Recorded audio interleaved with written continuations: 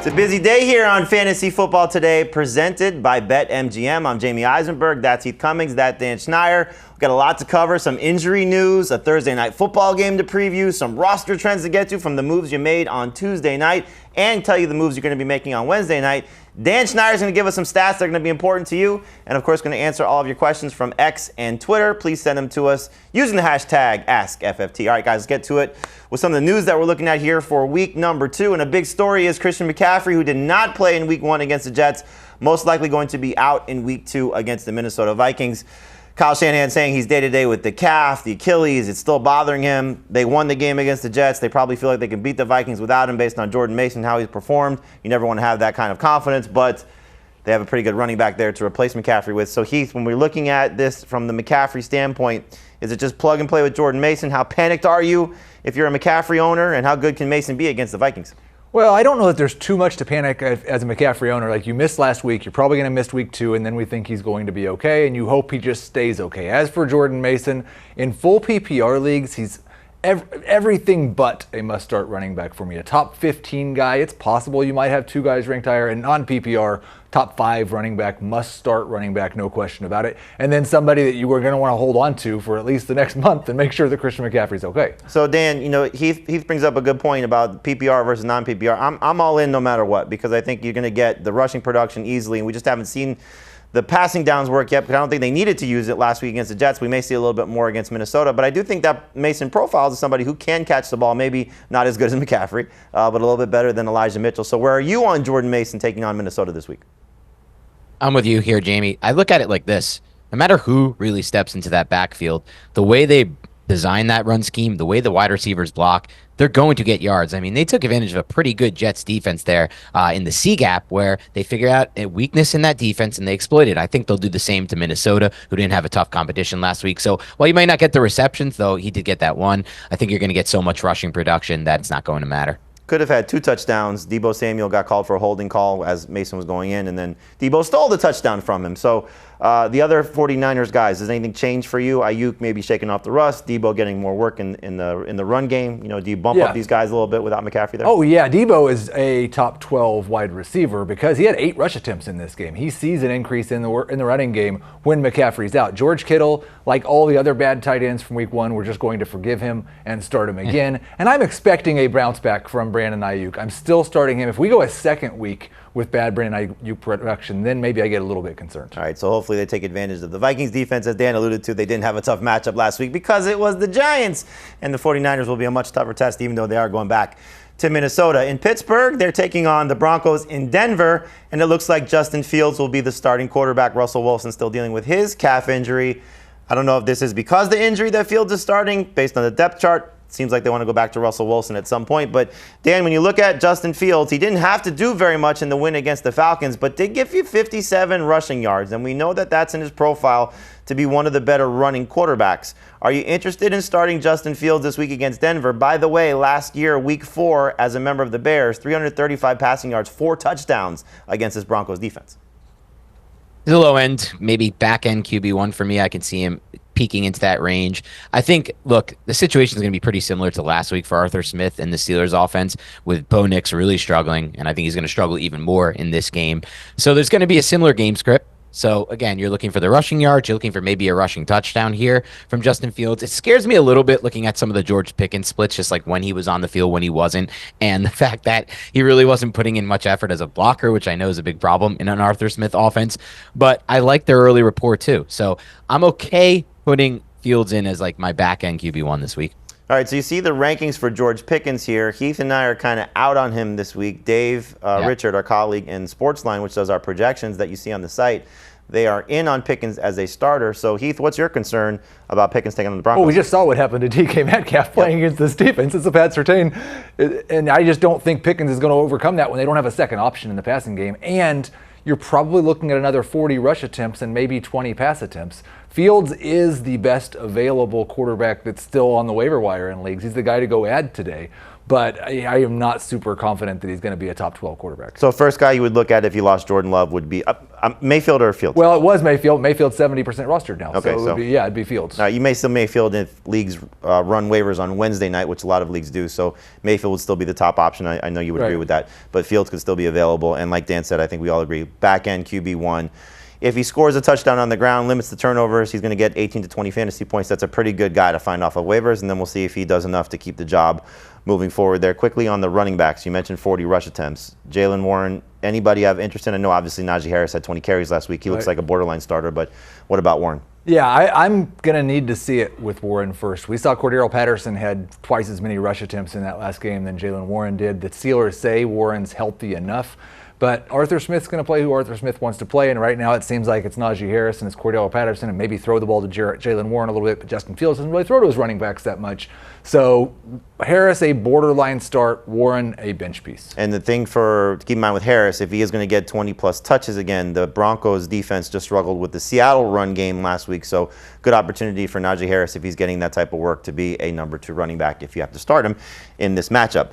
Dolphins running backs. Big news came out today that Raheem Mostert is going to miss the Thursday night game with the chest injury. Devon Achane is considered a game-time decision, but there was some practice footage released from ESPN that he is not in a red non-contact jersey, was moving around a little bit better, so it's looking better for Achane. So, Dan, you get the fun assignment. Break down the Dolphins running backs taking on the Buffalo Bills. Mostert out, Achane may be in, Jeff Wilson and Jalen Wright.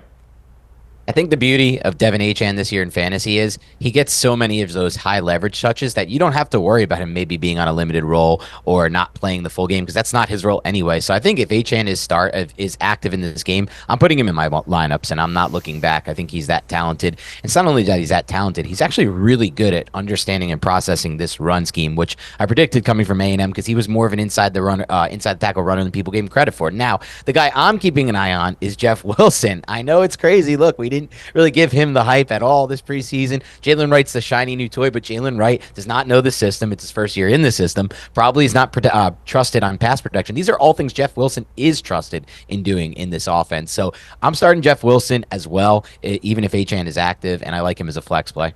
I think flex play is the right way to put it. I didn't get Jeff Wilson in my top 24 running backs. He was about 3 or 4 spots behind where I had Raheem Mostert, but it was pretty easy to just give Jeff Wilson Raheem Mostert's usage, give Jalen Wright Jeff Wilson's usage. I want to make sure both of these guys are rostered. I like flexing Wilson. Achane's a top 12 running back as long as he's active. Yeah, I just kind of swapped out Mostert and Wilson, just put him in that spot. Look, Wilson's going to be a very popular ad. You may not see him in the roster trend segment because a lot of people are still making those moves. So if you did waivers and then it comes first come, first serve, go get Jeff Wilson now because if this Achane injury does become worse and he doesn't play tomorrow night, then Wilson becomes easily a must-start running back.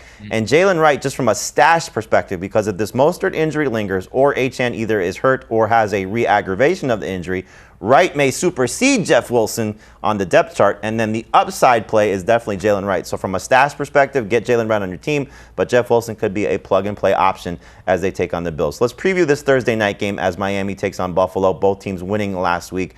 Dolphins getting great production out of Achane from a passing perspective. Let's talk about Tua Tagovailoa because he did have over 300 passing yards, did get the 1 touchdown to Tyreek Hill. Is Tua a must-start quarterback for you in week number 2? I wouldn't call him a must-start quarterback, but he is a top 12 quarterback. We were just talking about Justin Fields. We talked a little bit about Baker Mayfield. I would start Tua over both of those guys. This is the time of year you want to play Tua in the Dolphins passing game, September and October. And so I think he will be good, but not great. Dan, we had a conversation on our podcast about just the, upside of Jalen Waddle. And, if the run game maybe is not as prolific. Are you have any concerns about Jalen Waddle taking on this Buffalo secondary?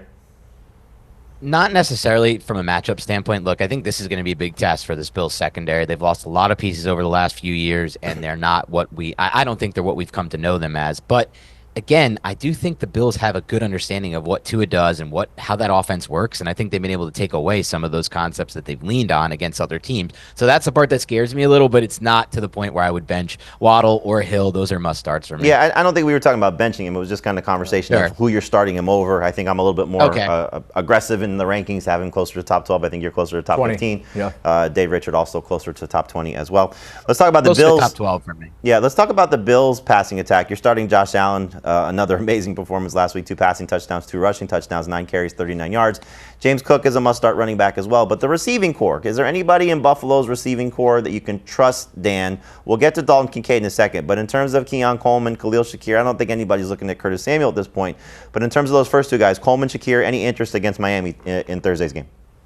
Yeah, I actually had a good opportunity to kind of break down their tape this week, and I was most impressed with Khalil Shakir. I think he has a really good contact balance after the catch, which is something he doesn't get a lot of credit for, and it showed in that game. Look, it was a weird game. It was really windy. It took a while for either of these passing games to get going, and Arizona really never even got going. I think it's going to be better game script for him this week, and I like Shakir to probably be a play I would rather in PPR, but somebody I'm okay starting as a flex in any league.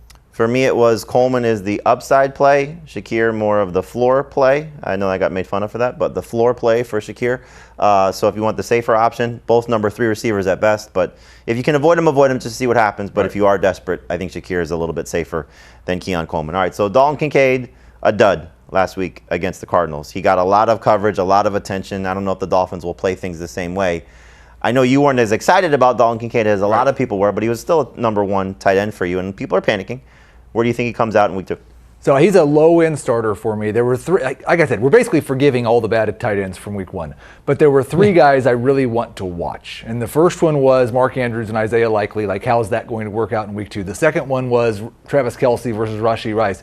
And this is the third one, because it wasn't like a Trey McBride game where he saw a bunch of targets, led the team, and just didn't have good production. He was just not involved, and they weren't able to scheme things up for him. If he has another bad game, I think we're going to have serious talk about whether he's a top 12 tight end. And we saw one league where he was dropped. We had the conversation about how much fab you should spend on picking him up. I don't think fantasy managers should do that yet, even if he has a bad game in week 2. But you might be looking to find some alternatives.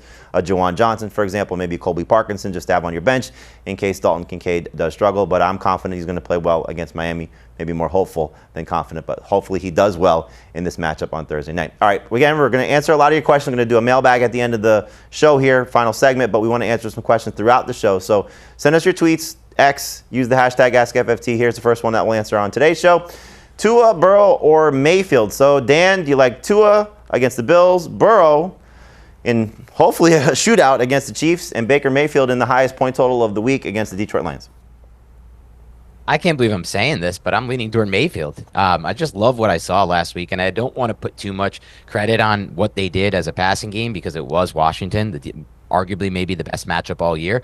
But, man, he looks good in this system. He looks good we thought maybe losing Dave Canales would hurt him. He just looks comfortable and confident. His connection with Mike Evans is unbelievable. So I'm going with Baker here. All right, I'm going to go Baker. You know you're going to go Tua, but we'll see. I'll go Burrow. Oh, you go Burrow? Okay, Burrow. Very interesting. Burrow's the one that scares me the most, actually. So very interesting situation there. So Baker for me and Dan, Burrow for Heath. All right, we're going to take a break right now. We come back and get into the roster trends, the moves that you made on Tuesday night, most added, most dropped, most traded. That's next here on FFT.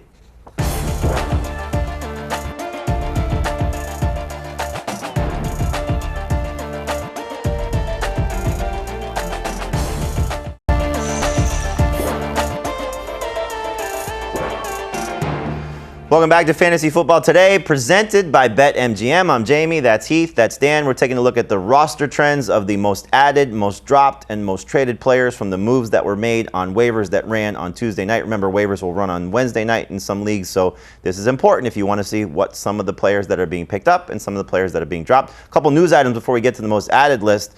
Kevin Stefanski says that David Njoku is out for week 2, so the Browns will not have Njoku taking on the Jaguars. Hollywood Brown trying to come back from that shoulder injury, did not practice on Wednesday, so not looking good for him as they take on the Bengals. And speaking of the Bengals, T. Higgins, considered day-to-day, is making progress according to Zach Taylor, so hopefully he is back for that week 2 game against the Chiefs. All right, let's take a look at the most added players. Again, these are the moves that were made on CBSSports.com fantasy leagues. Most added player, Allen Lazard scoring 2 touchdowns. A little bit of surprise there. Chargers DST, great matchup for them as they take on the Carolina Panthers. Isaiah Likely could be a monster. Jordan Mason could be a monster. Demarcus Robinson, no Puka Nacua. Madison coming off a strong game. You see some other defenses. Tank Bigsby, we'll talk about him in a second. But Heath, Allen Lazard caught a touchdown on a, I don't know, not a broken play, but a free play as Aaron Rodgers fooled yet another defender to come across the line of scrimmage, and he's open as he gets behind the defense. And then the second touchdown was from Tyrod Taylor. Are we chasing fool's gold here by getting Lazard? Well, I'm not, because I didn't add Allen Lazard anywhere. I did see some pretty crazy bids for him at 15% plus. He was the number 3 wide receiver in terms of fantasy production in week 1, so it's not that surprising that he would be added. We have seen Aaron Rodgers multiple times in the past carry a wide receiver that we didn't think was that good with a 10 touchdown season. If you're telling me that's what's going to happen with Allen Lazard, I would kind of believe you, but I don't want to spend any resources or drop anyone good to go get him. Just real quick, rest of season, Lazard or Mike Williams? I wasn't going to go Garrett Wilson, trust me. I'm going to go with Lazard just because I think Mike Williams has to be like 30% better than Allen Lazard with the relationship that Lazard has with Aaron Rodgers. Okay, so hopefully Mike Williams gets healthy. More people invested in Mike Williams than Allen Lazard, but you might want to make that switch. All right, Dan, let's talk about Isaiah Likely, because tight end play was awful in week 1 except for this guy. 9 catches, 111 yards, and a touchdown. Could have been 2 if he got his toe in. 12 targets. Mark Andrews was bad in that game. He'll get better. We know the other tight ends will get better, but is Isaiah Likely now a number 1 fantasy tight end? Not the number 1 fantasy tight end, but a starting fantasy tight end. I think he's someone I would start every week. I think you have to really dig deep to find what the true meaning of a starting tight end in fantasy is these days, given how unpredictable the position is.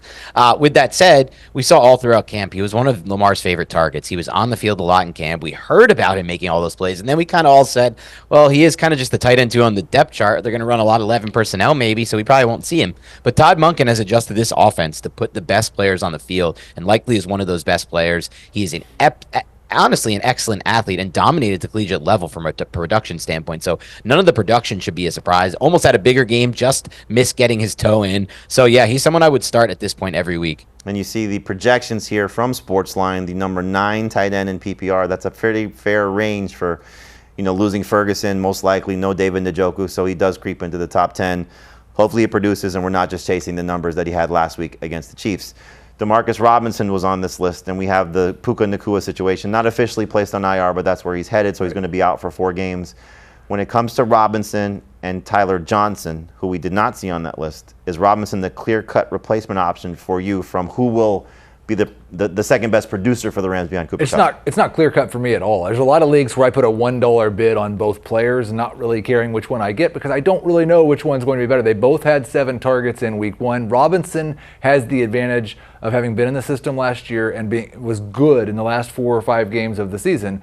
Johnson, I thought, looked a little bit better in week 1 and may actually just play that Puka Nacua role, which is probably more valuable. So I want to make sure both are rostered in my league. I don't want to start either one this week, but I'm kind of prepared to believe whatever they show me this week. Yeah, it is a good week to see what happens, and hopefully you don't have to use this player as the replacement for Puka. You have somebody else better on your bench. But in terms of Robinson, you mentioned it, last 5 games that he played in the regular season, did not play week 18, but the 5 games prior to that, 13.2 PPR points or more. So he was a big factor for Matthew Stafford, even with Nacua and Cooper Kupp there. So hopefully that continues for those people that are picking him up, clearly more so than Tyler Johnson. One more guy I want to get to before we go to the most drop list is Tank Bigsby. So we saw him outproduce Travis Etienne in week 1 against Miami. Dan, you dug into some numbers. You're going to talk about some other players when we get to our next segment. But in terms of Bigsby versus Etienne, do we have a problem for Travis Etienne moving forward? I think so, and it's good for me to watch the tape of these two because I was a huge Tank Bigsby fan coming out of Auburn. Just unbelievably explosive and decisive runner, and that's finally what we saw. He had such a struggle his rookie season. I think he just feels confident within the system now and understands what they're asking of him. And Travis Etienne's tape was kind of the opposite. He was bouncing a lot of runs. This has kind of been who Travis Etienne is. He's been able to make up for it with high force missed tackle rates, but keeping the offense on track and in good down and distances is always something that every coach will like, and that's what Tank Bigsby's giving them right now. Equal carry numbers in week 1. I don't think he'll take over or anything, Tank Bigsby, but what we'll have to look at is 2 things. 1, will this be more of a even split like we saw in week 1? And 2, most importantly, will we start to take over some of that red zone role? Because Etienne has had an issue these last 2 seasons, last 3 seasons really, with some fumbles inside the red zone, including last week, really a game-altering fumble there. So that's the thing I'm keeping an eye on. I said I was watching the Andrews Likely split, and this is a very similar situation. My expectation is that Travis Etienne bounces back, plays better, sees more touches than he did last week. Tank Bigsby's role kind of shrinks, and he's really more of somebody that you can only count on if there's an injury to Travis Etienne. But if there's an even split again this week, then I'm going to have to change that expectation. All right, and you saw another similar situation with the Raiders. Alexander Mattison actually had more snaps, more production than Zamir White. Zamir White did get more carries, but Mattison could be taking over that backfield for the Raiders as well. Let's go to the most dropped list. We're not going to spend a lot of time on this particular list. You see a lot of defenses on this list. The one name I want to ask about, I guess a couple names, the running backs. So you got Blake Corum, you got Chuba Hubbard, and you got Marshawn Lloyd.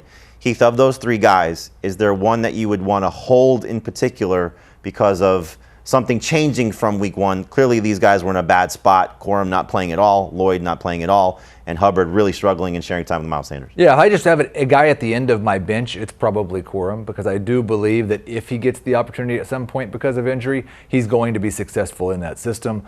I didn't necessarily drop Chuba Hubbard everywhere that I had him, but it looked really terrible, and I don't have high expectations for this week. Yeah, and Rome Odunze's got the knee injury, most likely not going to play in week number 2. Hold him if you can, but clearly if you have to upgrade your wide receiver core, understandably so, you have to drop him if he's the last guy on your bench.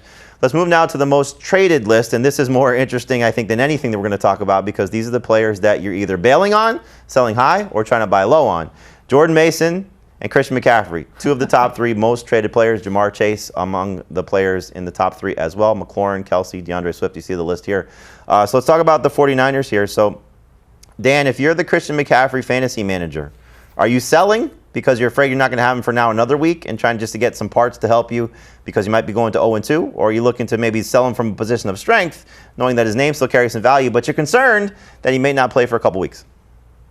I'm not selling Christian McCaffrey. This is the ultimate time I don't like to sell players. I will say this, as my main league, I do have Christian McCaffrey, and I'm in talks with the manager who has Jordan Mason, who found a way to get him for more free agent budget last week. He went nuts on him, and now he's trying to wring me dry and try to get a lot of assets out of me. I'm not budging. I think that Christian McCaffrey is playing this slow right now because they know it's a long season. Now, the concern becomes, do the 49ers come back at this thing like, okay, we have Jordan Mason like we had a couple years ago with Elijah Mitchell, somebody we trust, and now we're going to make this more of a split than it was last season. Even in that scenario, I don't think I'm going to be able to return value that I think is appropriate for Christian McCaffrey right now. Obviously, if someone's willing to give me Breece Hall, I'm interested. But other than that, I'm hanging on. I got one offer from the McCaffrey manager. I have Jordan Mason offering me Zay Flowers for Jordan Mason. I'm not going to do that, but trying to take advantage. Right. I also have Puka Nacua, who's banged up. So I think trying to take advantage of my situation a little bit, but I'm going to hold Jordan Mason, or at least trying to ask for a little bit more than Zay Flowers. So Heath, we saw Jamar Chase on this list, and it's been a very crazy few weeks for him. He did play in week 1, not the best statistical performance. Bengals getting upset by the Patriots. Good time to buy low on Jamar Chase? I would still be trying to buy low on him. I still expect he's going to be a top 6 wide receiver for the rest of the season. I would not be surprised if things get going this week against the Chiefs. And so, yeah, I think it's a good time to buy low. It's like Dan said with McCaffrey. I'm not interested in selling Chase right now. And this is just, I think, quickly broader topic of Olave struggled, London struggled, Harrison struggled, a lot of big-time wide receivers struggled. We know the tight end struggled as well. We'll get to Kelsey in a second. Good time to try and get those guys cheap? Almost all of them. The two. It's case by case. Yeah, the two that I'm most concerned about right now would be London and Harrison, but I think London I was lower on initially, so that makes sense.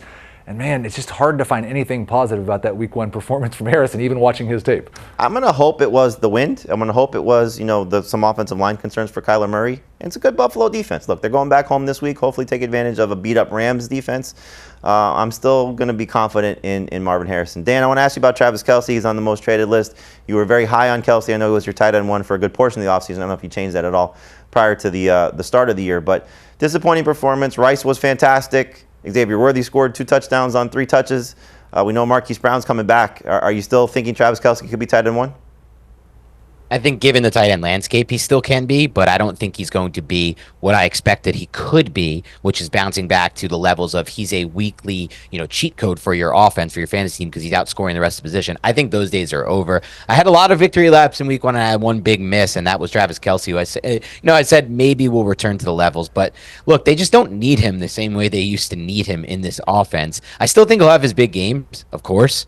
It's just a matter of, are they going to be as consistent as they were when he was that big weekly advantage for you? And I'm not so sure that's the case. Then again, I'm not so sold that any of these tight ends are going to outscore him either at this point. Right. So maybe by default, he can be tight end 1. Well, let's just hope he outscores Noah Gray, the second tight end of the Chiefs. Yeah, what do you think about victory lapping after week 1? Well, I mean, I didn't know that Dan had a lot of them. I knew the Cooper Kupp one, but I missed a lot of them. It's hard to sort through those between all the Giants crying. So. All right, so victory laps after week 1. All right, let's take some of your questions here. We got another tweet. Again, we're going to get to a lot of them at the end of the show, but thank you for sending them to us using the hashtag AskFFT. Brian wants to know, should I trade Drake London for Devontae Adams? So, Heath, I think you were probably Adams over London. Would you rather have London or Adams moving forward? Oh, I might be the low guy on both of these guys. Okay, yeah, I'm not super excited. I probably wouldn't. No, because I still have a little bit of hope that the London upside shows up at some point. I don't see a very optimistic case for Devontae Adams this year. Dan, quickly, who would you rather have, London or Adams? I think it's Adams for me. I am at a weird spot after watching that Falcons tape because it reminded me a lot of watching the Bengals offense last year when Joe Burrow couldn't push off that calf and they had to do everything from shotgun. When you're in that spot as an offensive coordinator and as an offense, you're basically drawing dead because the defense can just scheme. You know, somebody broke it down great. They tried to run a play action and nobody bought the play action rollout bootleg from Cousins, and the D-end, TJ Watt, crashed down on Bijan Robinson. That's going to keep happening until he gets healthy enough to run a full offense, Cousins. And I don't know when that's going to be. Like, is a week going to make it happen? Is 2 weeks? Is 3 weeks? Like, I'm very concerned about that offense right now. All right, Dan, don't victory lap the length of time you took to answer that question. I said, just tell me the name, London or Adams. All right, we'll take a break right now. We come back. I have issues with that. When we come back, we're gonna pick Dan's brain here. We're gonna give you a peek into Beyond the Box Score, a very fun podcast that we have on CBSSports.com on Monday. Dan's gonna give us some trends that he saw from week 1, tell you how they can impact your fantasy roster moving forward. That's next on FFT.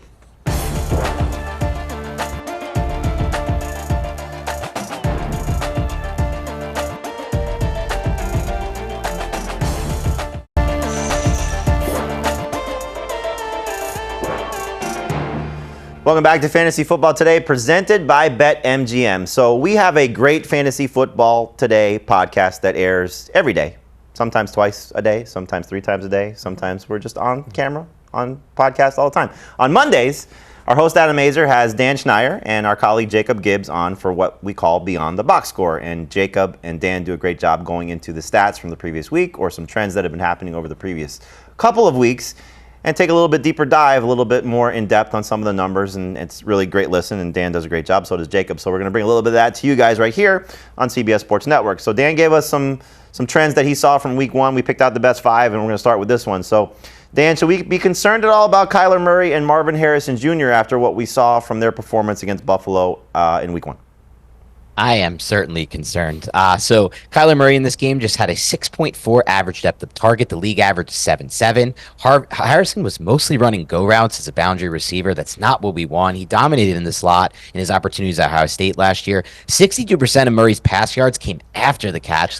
48% league average. He was sacked on 29% pressure, 19% league average, 3.30 seconds to average time to throw from Murray. I'm nervous about Murray holding the ball too long, not seeing the field well. And then we get to the scariest stat of all, and it was the week 1 timed max speed from the rookie receivers, and Marvin Harrison all the way down at 16.1 miles per hour max speed, below guys like Keenan Allen at 18.3. So I am very nervous.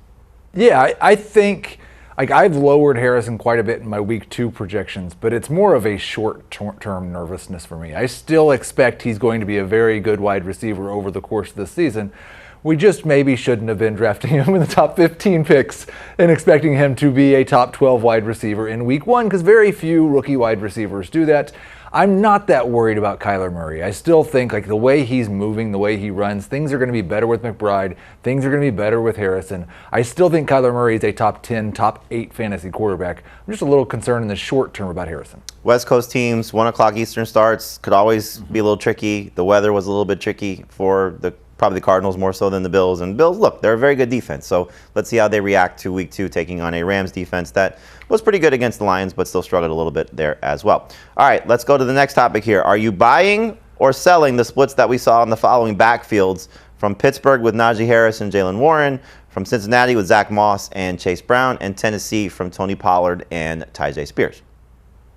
So going one by one on this one, I don't know how you can buy anything from Arthur Smith. He's so unpredictable. And I think partially that's the injury playing a role there for Warren, so I won't buy that one. The Bengals one I'm not buying either because I think this offense is going to look a lot different once T. Higgins gets back on the field and once Joe Burrow takes that next step and is a little healthier. And Moss, although he got the touches we wanted, was not all that effective with them in this game whatsoever. And then finally, on the last backfield, that's the one where I kind of throw my hands up and toss it over to you guys because that one is the one I'm most uncertain on.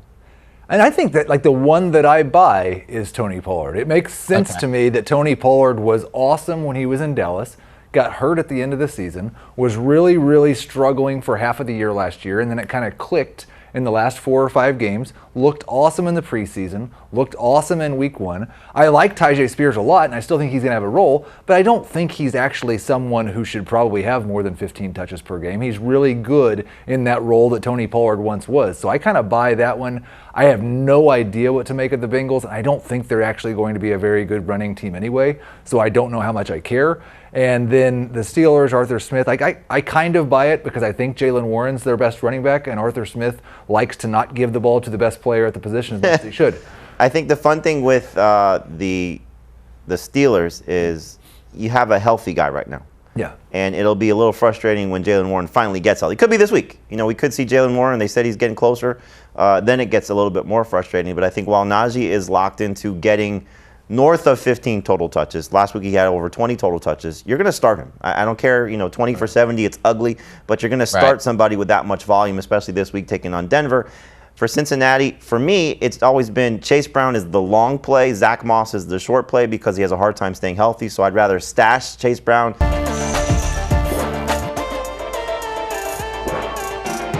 Welcome back to Fantasy Football Today, presented by BetMGM. It's now time for Start, Bench, Cut. I feel like we need some theme music for that, like start, bench, cut, something that's exciting, get everybody fired up.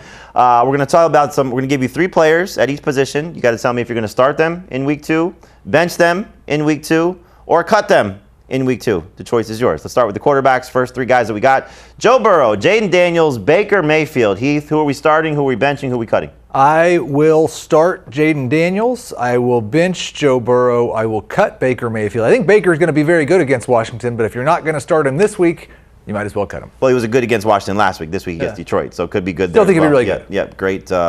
Expected total, highest total of the week between the Lions and the Bucs. All right, Dan, who are you starting? Who are you benching? Who are you cutting? Well, already off to a different start here without Azer hosting these because it's an easy question. It's Daniels we're starting, it's Baker we're cutting, and we're benching Burrow and hoping he will bring us back at the end of the season. Come on, give us a harder one, Jamey. Well, look, Baker is the best quarterback in fantasy right now, so a lot of people may be looking at this and saying, I know Jaden Daniels was great, but what about Joe Burrow? He might be the guy we just want to cut because T. Higgins may not play again in week 2. He looked awful against the Patriots in week 1. Who knows where Jamar Chase is at from a headspace standpoint because he wants to get paid and didn't look like the same Jamar Chase. So Burrow flexing his wrist after the game, he might be the guy that people want to get rid of. So we'll keep an eye on that. Just I would agree with you. Daniel start, Burrow bench, cut Baker. I want to see it more from Baker. But again, if Baker's the guy you got to start him this week as a top 10 guy. All right, running backs we got here: J.K. Dobbins, Jerome Ford, and Brian Robinson. Dan, first word to you. Who you starting? Who you benching? Who you cutting? Dobbins, Robinson, and Ford. This gets more interesting, and now we're getting to the tough questions. I'm starting J.K. Dobbins. God, I love what I saw from him on tape last week, and I love even more what I saw from the Chargers' run scheme. They just know how to run the football. I'm actually going to move Robinson to my bench, and I'm going to cut Ford. Look, long-term Ford, he's going to lose his role, some part of his role at least, to Nick Chubb. But also, I just don't really love what I saw from that Browns offensive line in week 1. Maybe they'll get healthier throughout the season, but I think that Robinson is the guy that on my bench, and Ford will be the cut. I'm starting Jerome Ford. He's a top 12 running back for me this week. I love the fact that he's so thoroughly dominated the touches in the Browns backfield. And yes, the Browns offensive line looked bad against the Dallas Cowboys. I bet it looks better against the Jacksonville Jaguars, the team that got the least amount of pressure in week 1. I will bench J.K. Dobbins because, man, if he can just show that again, but see the 15 carries instead of 10, I'm going to be all the way in. I'll cut Brian Robinson. All right, I'm going to start J.K. Dobbins. He's the start of the week, so I love the setup for him taking on that Panthers defense minus Derek Brown. I'm going to bench Brian Robinson because I do think that Despite a tough matchup last week against Tampa Bay, he was tied for the team in targets. Like that situation for him. Tied Austin Eckler for the target, so he's going to be involved in the passing game. Got the short yardage rushing touchdown as well. And Jerome Ford, I think, was fantastic from a usage standpoint, but I agree. I think he's got to do a little bit more. I think those two other guys a little bit better for at least week number 2 and possibly for the future. Let's go to a wide receiver one here, and we got DJ Moore, Michael Pittman, and Amari Cooper. 3 guys coming off disappointing performances in week number 1. So DJ Moore, Michael Pittman, Amari Cooper, Heath, start, bench, cut. Yeah, I will, I'm sure, be the only person saying this, but I'm going to start Michael Pittman. 42% target share in week 1. They're not going to throw 19 passes again. He was a top 20 wide receiver for me in preseason. He's a top 20 wide receiver for me this week. I'm going to bench Amari Cooper because he did see 9 targets. I'm a little bit hopeful that eventually he and Watson will get on the same page, and he's been a lot better when Watson's not been pressured. He shouldn't be pressured much this week. I don't want to cut DJ Moore. I think I have to cut DJ Moore. I think Keenan Allen's the number 1 wide receiver there. Dan? I'm going to go outside the box. I'm going to start Amari Cooper. Really liked what I saw from him on tape. They just missed that connection a few times. The matchup gets a lot easier there, but obviously I could really get bit hard for this one with Cooper. I'm going to cut Michael Pittman here. I agree with Heath that the target share was nice, and definitely the overall pass volume will go up. But remember, when you're talking about Anthony Richardson, that pass volume is 40-50% completion rate at this point, or at least that's what we've seen. And I think the big plays, that's what he's known for. They're not going to Pittman down the field. DJ Moore is somebody I can't start right now, put him on the bench. Obviously, the target share could be there, but I'm very concerned with this Bears passing offense. I'm going to go, I think I agree with Dan. The only thing that I want to keep an eye on is Keenan Allen missed practice Wednesday with a heel injury, just something to monitor there, and Rome Odunze is day-to-day with the knee injury. If both those guys are out, DJ Moore goes back to what he was last year, which was the featured guy in this offense. Even in a bad offense, he's going to get, I think, a good target share, which I know you'll like. I'm probably going to cut Michael Pittman as well and put Amari Cooper on the bench, if, in fact, that's the situation with both Bears guys potentially missing week number 2. All right, send us your questions. We got our mailbag coming up. Here's one we'll tease you with for right now. Full PPR, would you start Tyjae Spears, Zach Charbonnet, or Jaylen Warren? And we're going to say that Ken Walker is playing. Obviously, Charbonnet would be the guy if Walker's out. Heath, who are you going with? I guess I will start Tyjae Spears, but I do not like it. Dan? I'm going Charbonnet. Tyjae Spears, this is what was so confusing to me earlier. He really just played a third down role. He wasn't even getting series last week. Warren, obviously, in a similar situation. So I just think regardless of if Walker plays, Charbonnet will have a bigger role based on him playing hurt. I would agree. I would go with Charbonnet just because I don't think we're going to see 100% of Walker if he's out there. All right, we're going to take a break. We come back. More of your questions. Again, keep them coming to us on Twitter, X, using the hashtag AskFFT. Your questions, your mailbag next on After the Break.